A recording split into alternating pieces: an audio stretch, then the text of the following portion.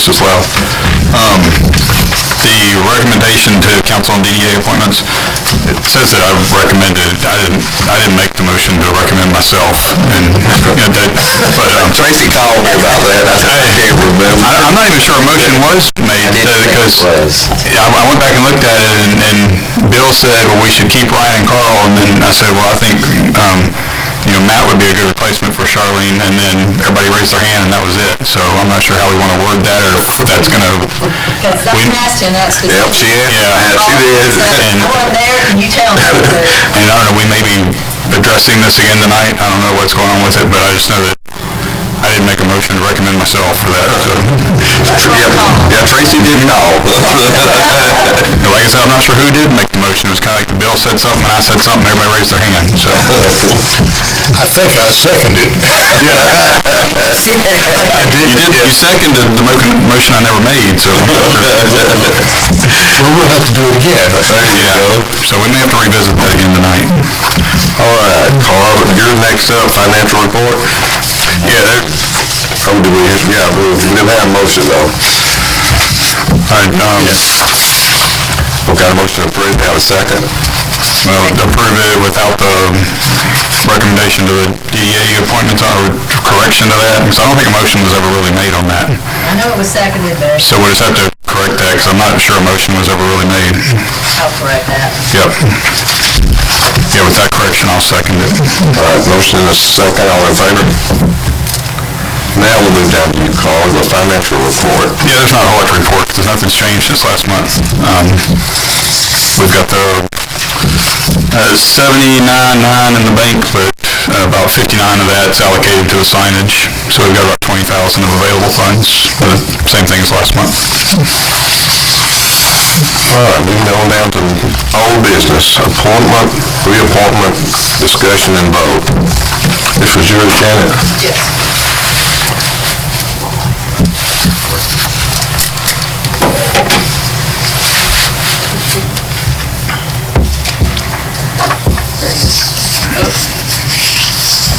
We're good.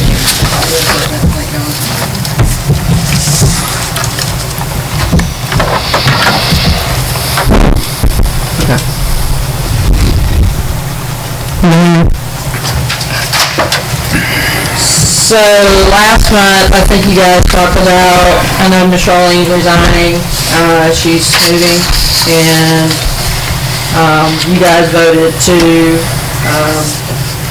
reappoint Carl and then add Matt Montahan, and reappoint Ryan. The staff is recommending differently simply because we, for the last year, have asked everybody to do training, and Brian within the year have not done the training. I emailed the Director of Office Development and the DCA Community Affairs. I have handouts that says the code requires that they do training within the year, so I'll hand that out.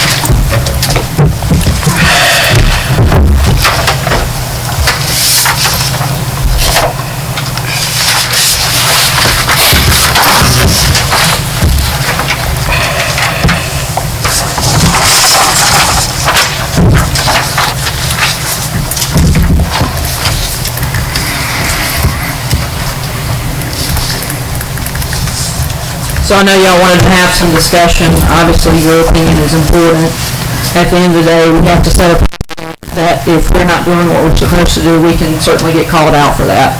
So if you guys want to talk about it, thoughts or opinions, certainly feel free to do that. You hadn't been on the year, I ain't been here a year, so I'm still got it. When's your year's up in December this year, right, Brett? No, it's January, Okay. because it was this year, so, You would have to complete training then. My notes say that you started in November of 17. Is that correct? that's not correct. Okay, so you would have to complete training by January of 18. It'll be classes. And then Ryan, of course, your year is up. Right, mine was not up prior to when the appointment was supposed to take place. When And did you officially start? I'd have to go back and look at it. I know I was finishing out a term of less than a year, and that's why the training wasn't done until reappointment time, because it wasn't going to be required for the term that I was completing. Okay. Just so you guys know, notes were sent out, Tracy sent out emails, Chris sent out emails letting you guys know that training is required within a year. Of course, you guys that have already been here did the same thing, so I don't know what was done in the past. I just don't want to set a precedent that you're on a board and you don't have to do requirement training. All of our boards are required to do training, even my Main Street board. So, thoughts? I understand the training. Back in the early days, back when the ark was being built, Right. we actually had the people come to us to train. Right. And we did that twice in probably a 3-year period. And it is difficult for a business person to break loose and go wherever, whether it be Atlanta or Macon or, Savannah, wherever, Athens, to do that unless they've got adequate backup in their businesses. Brian's reason for not taking the training is certainly legitimate because we discussed that at the time, and we all agreed that up until such time that he filled out that short term and was reappointed, then that would do well. Brian needs to go. I don't mean off the board. He needs to go to training. Got that down for your notes, Chris. I think Brian hadn't been on a year yet. Well, he's coming close. And we've given adequate notice. And there was training in DDA training in Douglasville this year. So we really don't have the excuse that it wasn't close by. And I understand you're a business owner and you have to take care of your business. Totally understandable. But when we go to add people to the board when certain terms are up, if that's the case, we have to set a precedent of that. We're only following the state rules. We're not trying to, be difficult or whatever. We're just doing what the state regulates us to do. Well, some of us, myself included, I look at a glass as half full rather than half empty.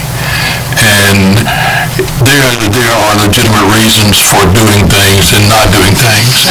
Now, I don't anticipate the DDA police coming out and forcibly removing anybody that hasn't been to training in a year. Right.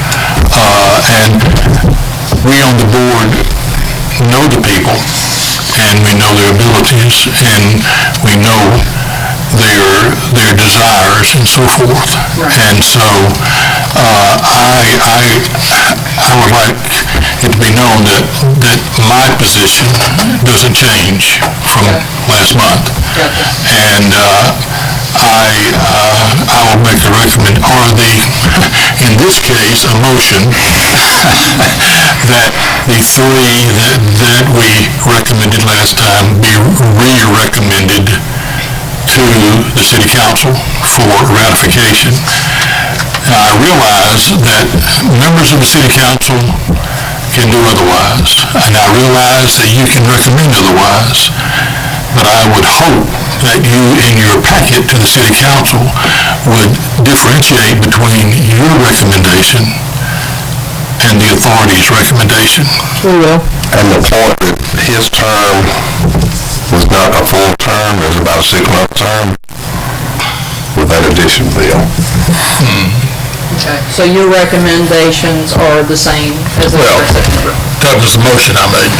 Okay, we got a motion for that. Do we have a second? A second. Motion and a second. All in favor? I don't know if we're supposed to. All opposed? Should you agree or not? No, I'm just not voting since I'm in it and just keep myself out of it. I got you that, Tracy. You abstained, correct? So obviously the city council will make the ultimate decision, and so this will probably be a first city council member, meeting, and I believe that's November 13th. Will the staff change their opinion after you hear what we've heard from Brian? I feel like he still had plenty of time to do the training. I still feel like, I don't know, in my notes that go back to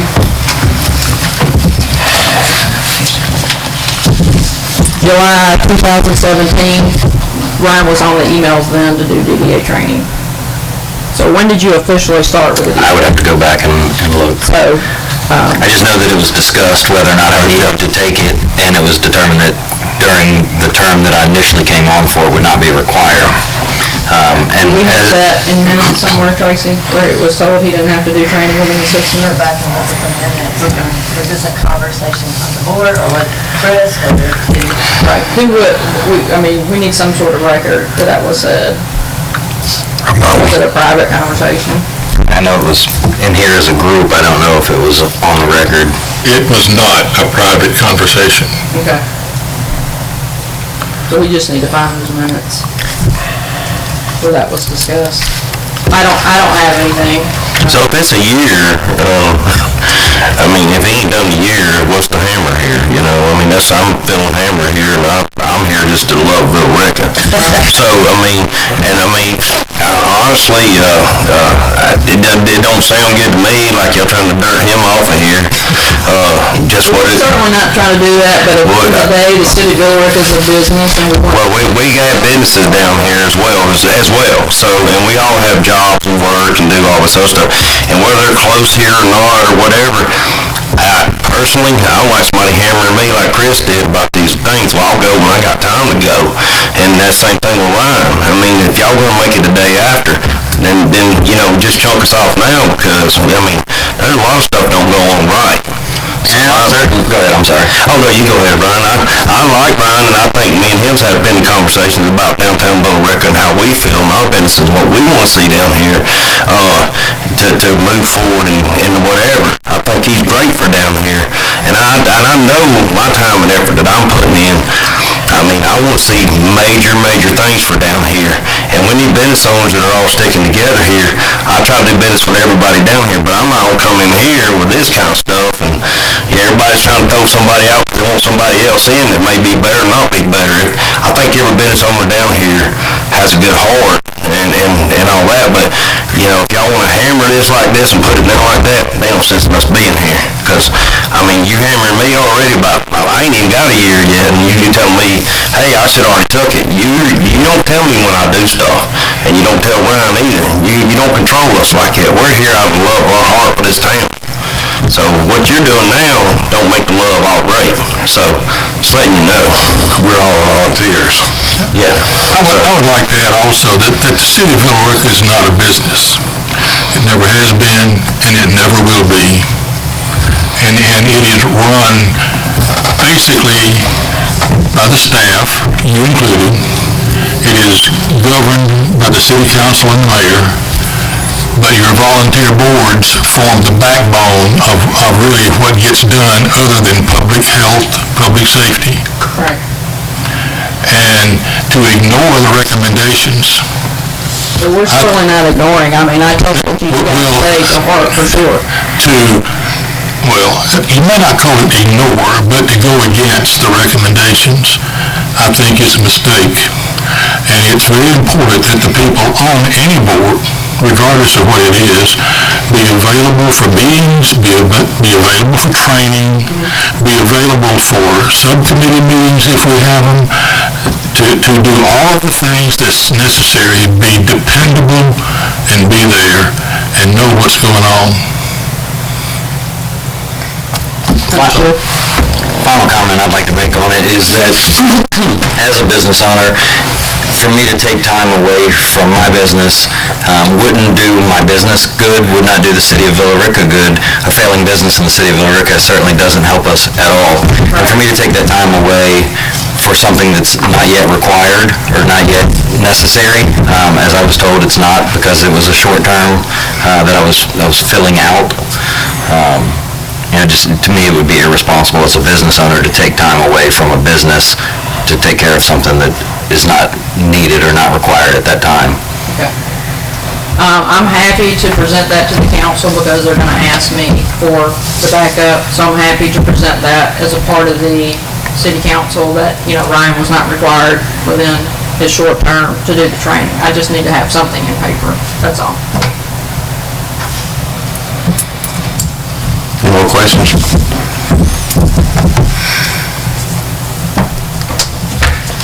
All right, update on Gateway Signage Project. Is that yours too, Janet? Yes. So that's probably under the CBB, as far as money, we just need to make a decision about how we're moving forward, because I know now we have the money put back in the account. Have we sent a final payment to? I haven't received an invoice for a final payment, I don't think. Tracy, have you received anything? Because that would be under DDA, and Tracy has that checkbook. So do we need to email the guy and ask for a final invoice? We haven't received one, we need to get one, because Okay. we need an invoice in order to check, and they will need to approve whatever amount it is. Gotcha. Okay, gotcha. So I'll email him tomorrow and get that. That's all I have. I've got one thing under old business that I forgot to mention, Mr. Chairman. Two months ago, I asked Janet to give us some information on ordinance changes that have evidently occurred within the DDA district. Could we have an update on that, since it's obvious things have changed with us knowing about it? I don't have any further updates on that. Okay, Mr. Mayor and Mr. City Manager, what I'm referring to is that several years ago, we worked with, what was the city planner at the time, Janet Hyde, to work on ordinances for the DDA area. And two of the things that we focused on, one was pawn shops, which were not allowed. What was existing was grandfathered in like the normal way of doing things. The other was billboards. And we were told that the billboard down at what was then Butterballs was up for renewal pretty soon, and it would not be renewed when that lease expired. Well, since then, we've had several pawn shops to pop up in this area, plus the billboard was renewed. And I was just wondering, has there been a change, or was there any particular reason that the ordinance was not adhered to?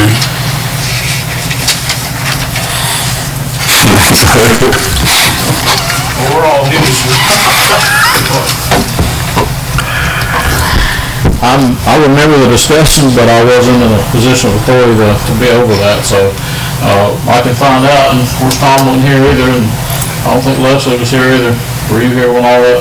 I don't remember the pawn shops, but I remember discussion about billboards not being allowed in the historic town. We'll figure it out, get back with you on it. Yeah, well, pawn shops was also in it, and the one on the extreme western end of the DDA area went out of business, and lo and behold, it popped right back up as a pawn shop again. And then I think there's one out near J&J down here too. But anyway, we thought that particular battle was over, and we spent a lot of time with Janet Hyde and members of the staff back. This has been 3-4 years ago, I guess, when we did this. And we were sincere in our reasons, and we just thought that it would be looked at by whoever gives out business license for the DDA area. This is not the main street per se, this is the DDA area.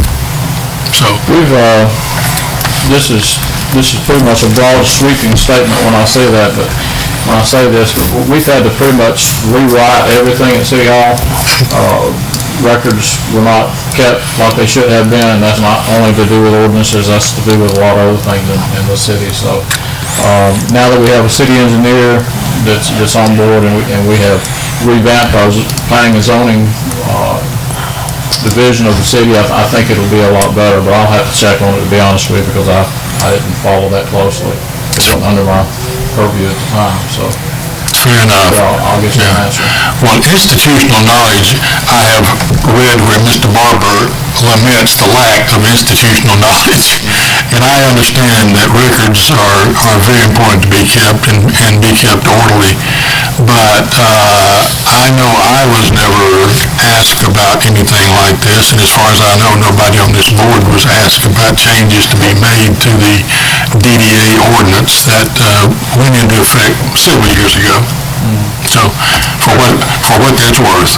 I appreciate it, and I think the discussion that we're having, along with the discussion earlier, quite frankly, is growing pains that we're all going through, and I want to see us, if y'all watched the council meeting last month, I made the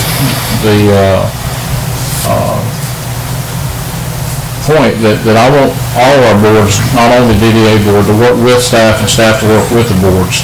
And we're never going to move forward as long as we're moving in the opposite direction. So, I think that's a part of it too. The growth that we're going through right now, as far as staff's concerned, we've got new people in a lot of new, big, heavy top positions and elected officials. So it'll get better, but I'll get an answer for that question. Thank you, Mr. Mayor. We're on business. Moving on down to new business. I guess this is more old business, but how about our letter, or our, Letter to the commission, to DOT et al. About our bypass? What is the status of that? We passed it back prior to the primary and was going to send it out to numerous people, and I don't know that it ever got sent out. I had drafted that. Right. And sent it to Chris I think, to send out, or I'm not sure. I'm not sure where y'all want to send it. I've got Tom here for backup, but I can answer that too. I'm going to be honest with y'all, and as transparent as I try to always be, when I say that the best thing that ever happened to the city was the recession and the fact that we didn't build that bypass 2 years ago. We're not ready for the bypass right now, quite frankly. We have to get infrastructure in place. There's no water, there's no sewer plans, and we don't need to put that bypass in before that. So I think right now we're at 2024. So, that's 6 years away, and maybe we can get that moved up, and I wouldn't be opposed to that, but I'm just telling you, if they were about to hit the ground right now with construction, we would not be ready. We'd be in the city. Before we put that road in, we need to have infrastructure in place, some kind of thought of how what's going to happen as far as zoning along that way. None of that's been done. So, that's just my opinion, Tom. You may feel differently. Leslie, you may feel differently. So. Can we get it in place? Do what? Can we get it in place? Get it in place, because I hate to see it 7 years out. We were growing back several years ago before the recession hit. We were growing so fast that we're only now beginning to learn. Well, I wasn't in a position to learn, but now that I've become mayor and talked with Tom pretty much on a daily basis, I realized that the recession helped us catch our breath, because, some of the things, we had subdivisions going in areas that, quite frankly, we didn't have water pressure for, and we didn't have adequate sewer, and we were overloading the sewer plant on the north side of town, and the west side was being underutilized, and we were under consent order. The city was for many years because of the, I think, 80 or 90% at the north plant. So all those things, if we had continued at that same level of growth, we'd have been in trouble right now. And so we have had a chance to catch our breath, to put everything together. And if you saw Tom's 15-month overview of where we're going at right now, if you haven't had a chance to look at that, please take a look at it, because it's shocking, but it's also it helped me more than it did him, probably, because it told me that we are making progress. Because y'all remember me, I was the guy that when somebody told me to fix the problem, I was going to fix the problem. and these problems are a little bit bigger than I'm fixing tonight. So, it does help to have that now to look back at and say, okay, this is where we were, and here's where we are now. So we have a better understanding of where we are, and we have a real good understanding of where we're going and where we need to be. So that's kind of a broad way to answer your question, but that's the truth. But as far as a letter, if GDOT said, okay, if you guys want us to start in January of 2019, oh Lord, we're in trouble. I don't think that's likely, do you? I don't think it's likely. If we could move it up to, 2022, maybe we can get it by then. I don't know. We're working on it. Well, all this resolution was a statement that we support the building of that leg of the bypass. It didn't ask for a time certain. It just showed support from the citizens rather than from the city council. Gotcha.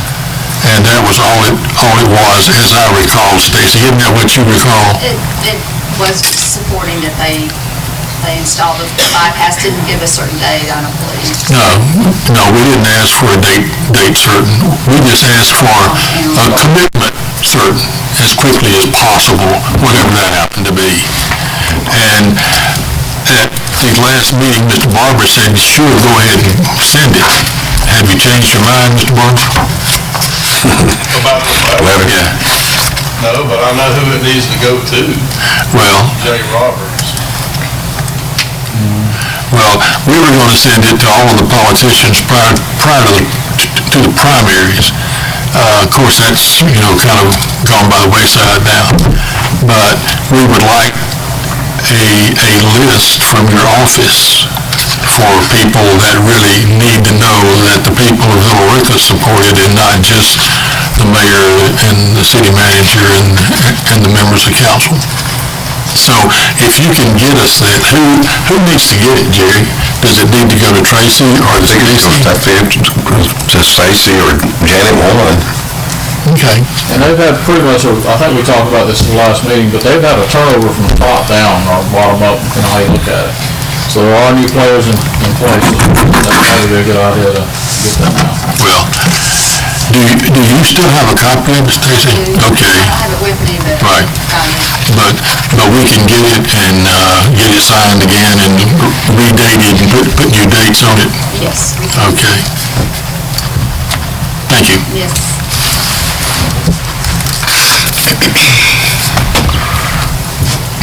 All right, moving on down to number 6, public comment.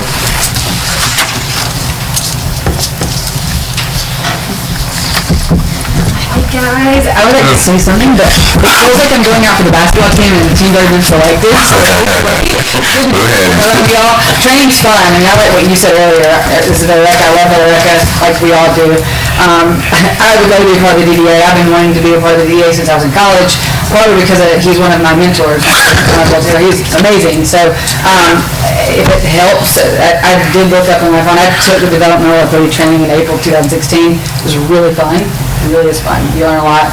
But with that said, I would love to be part of this. I have sold bricks. I've helped sell coins. I've helped work toward the minor statue.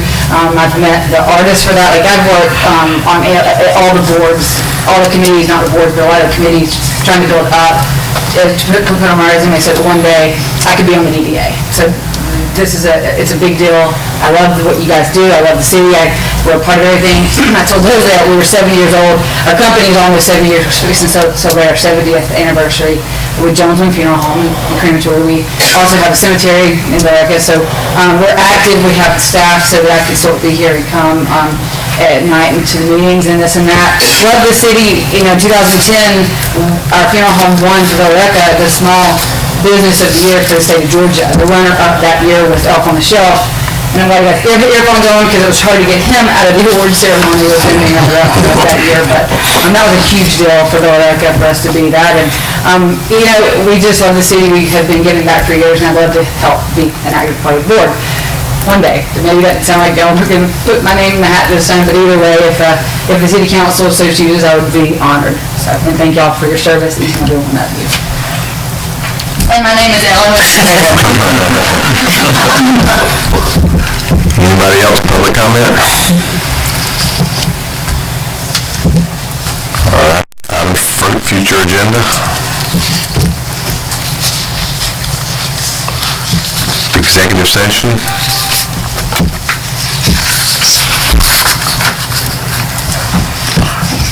Did we adjourn? Make a motion, Bill, got a motion to adjourn, do I have a second? I'll second. All in favor?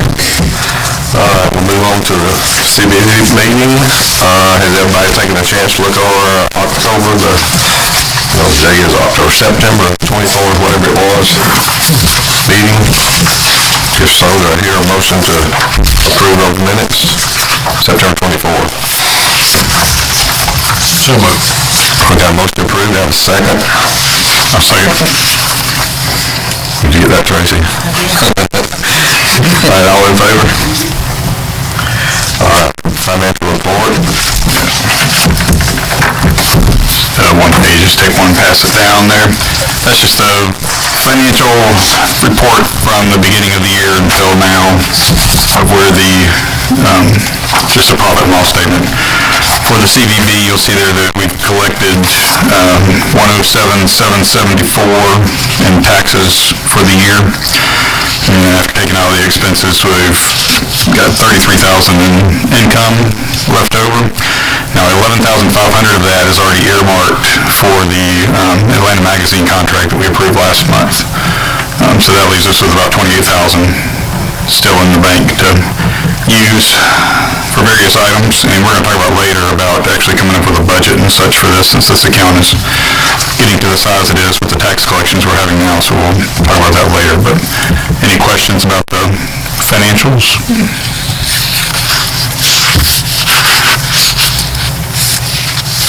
Good job, Carl. Thank you, Carl. You're welcome. All right, moving down to number 4, old business.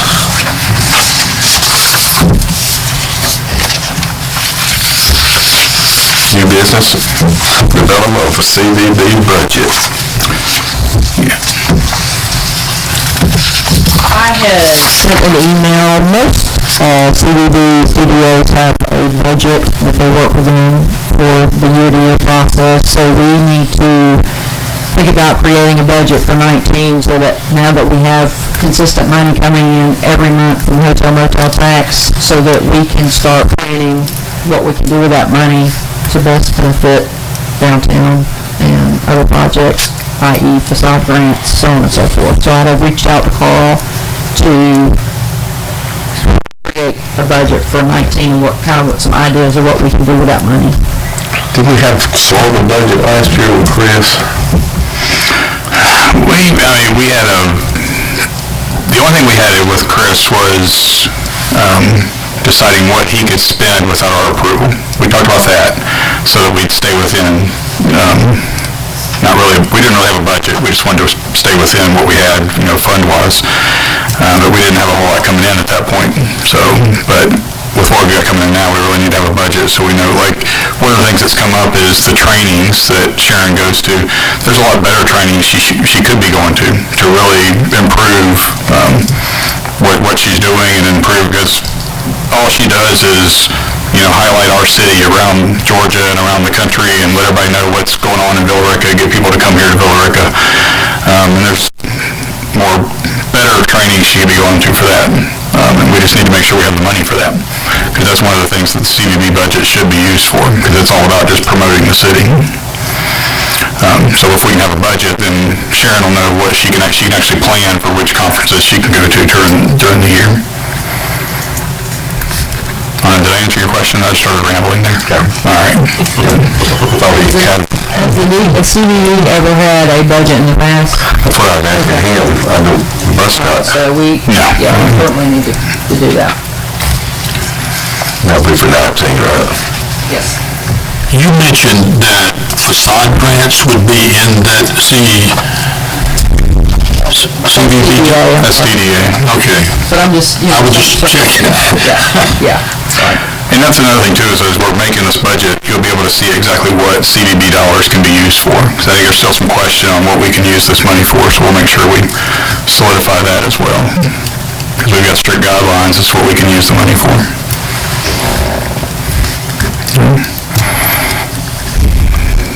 Okay.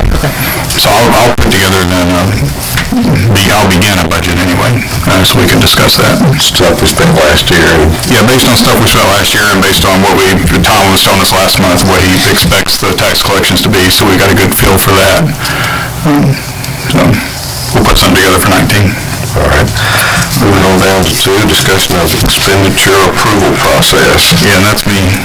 In the past, when we first started this, Chris was having to come before the board for every expenditure that he had, and that didn't work. So he proposed that he had have a limit. As long as he didn't go over that limit, he could approve certain expenditures without bringing them before us. And of course, we would see what was being spent, and we could put a stop to that anytime we want. But that was $1,500 is what we had approved before. Now, without an economic development director, we've been kind of unsure as to how to go about the process of approving funds. Tom's been, initialing some things here recently, some expenses that have come up, but we need to set some sort of policy in place, because it doesn't look like we're going to get an economic development director anytime soon. Yeah, they're still going through the process of trying to fill that, so we need to put a new process in place of how we're going to approve expenditures. Since there's 2 signatures required, could it go through me and you? Well, the thing is that it does go through both of us to sign the check, but those are all things that have been approved either by the economic development director or by the board. If it was over $1,500, it would be brought before the board. Okay. The only problem with that is that you got to wait a month before anything gets approved. Which on the big things is fine, but on the small things, we need some other way to.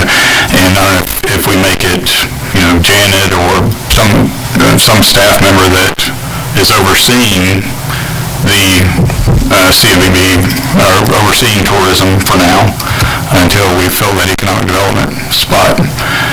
So maybe we just need to have somebody else approving those smaller expenditures and decide if we want to keep it at $1,500 or make it lower. What do you think, 15? I think $1,500 is fine. It hadn't been a problem in the past. We just need to know who has the authority to sign off on it, since we don't have an economic development director. Any questions from the commissioners on how that should go? Is Janet qualified for that, or is... Yeah, She's doing a lot of that anyway, ain't she? Yeah, between her and Sharon, they're pretty much running tourism right now until we get an economic development director. I don't see a problem with either one of them. Okay.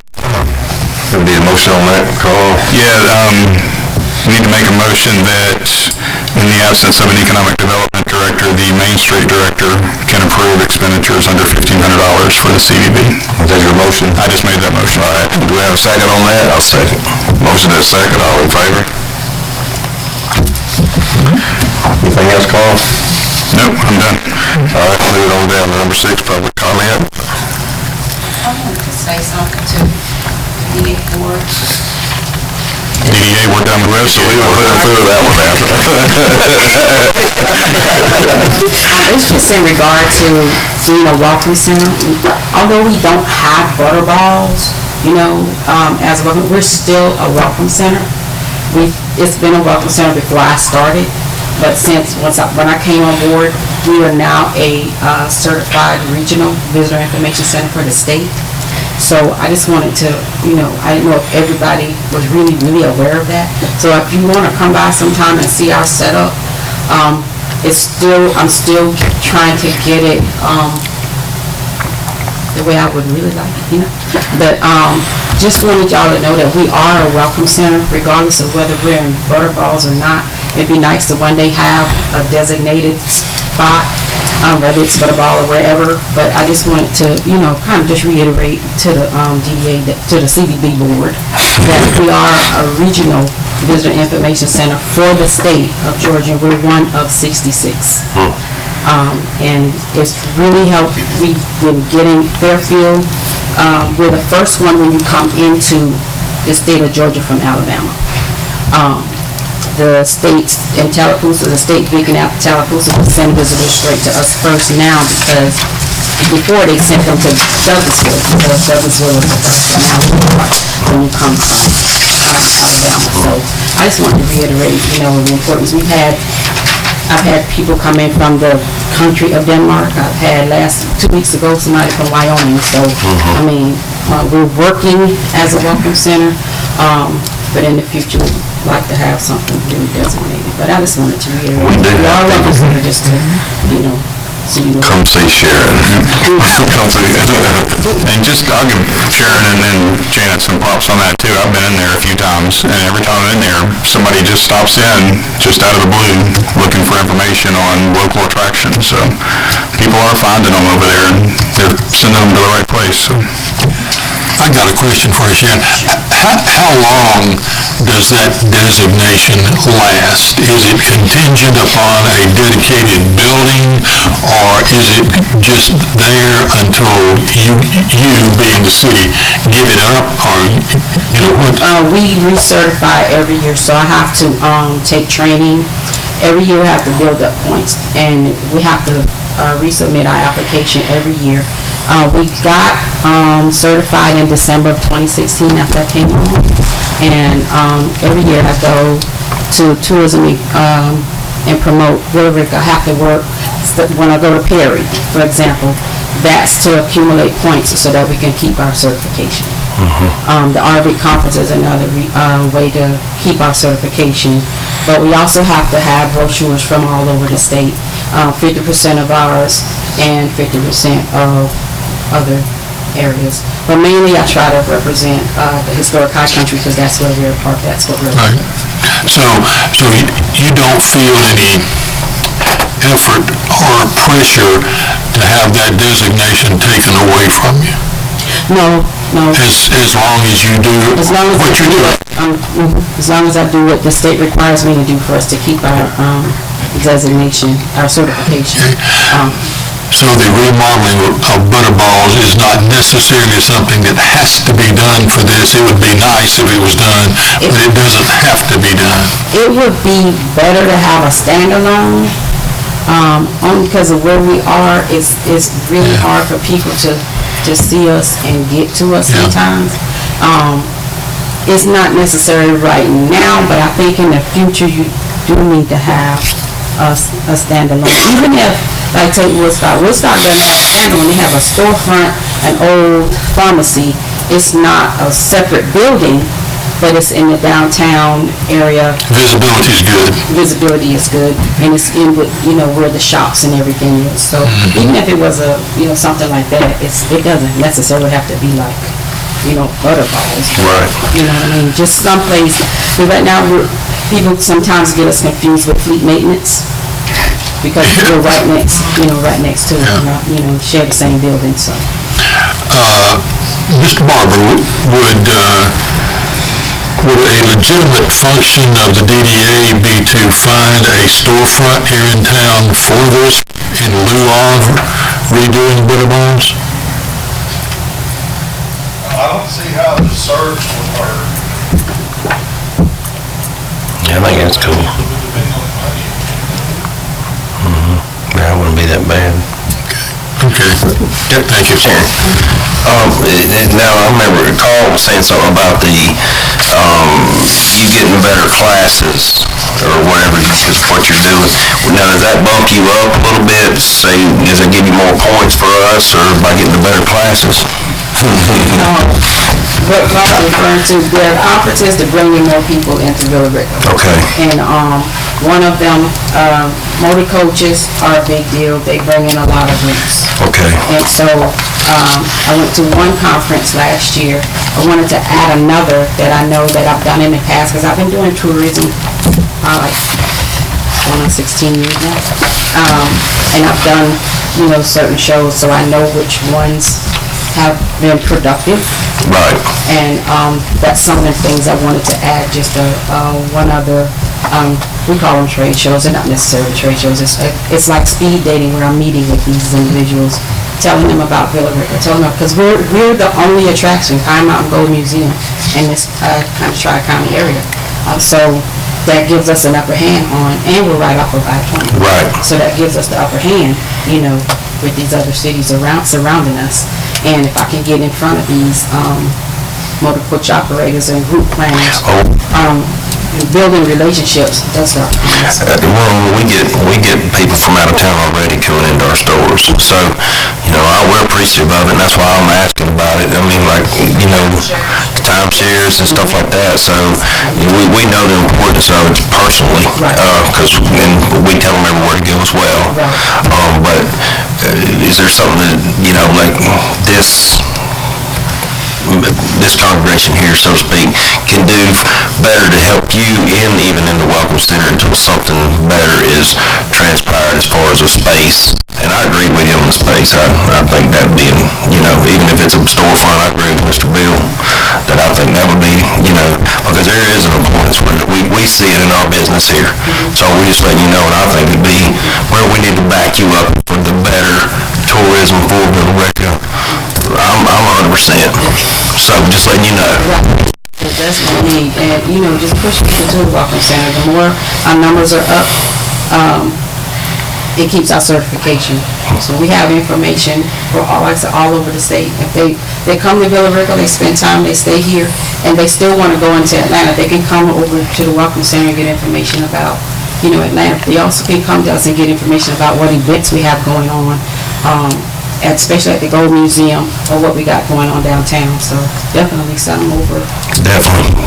I appreciate it. If there's anything y'all can do to push business. Fairfield is very supportive. They do send people over to the Welcome Center all the time. Yeah, we know. Yeah. We do. And, it's working. It was a slow process. It's a slow process sometimes, getting the word out. Because Villa Rica had been left off for a long time. But my goal when I came on was to push Villa Rica to the state, and I've screamed loud enough, so. Good. Keep screaming. Where's the closest other Welcome Center? Douglasville. Regional. It's on the corner. But they're under construction, so that helps us a lot. I don't ever see anybody in there even when they wouldn't, so I'm just telling you. So I'm just being honest. We're happy to be number one. Well, we'll take it. Thanks, Sharon. Thank you for the job you do, Sharon. Yeah, thank you. My pleasure. More public comment? Items for future agenda? We'll put on next month's agenda to discuss the budget. I'll have something prepared for us to talk about for next month. All right, the executive session. Well, do I hear a motion? So moved. Second. All in favor?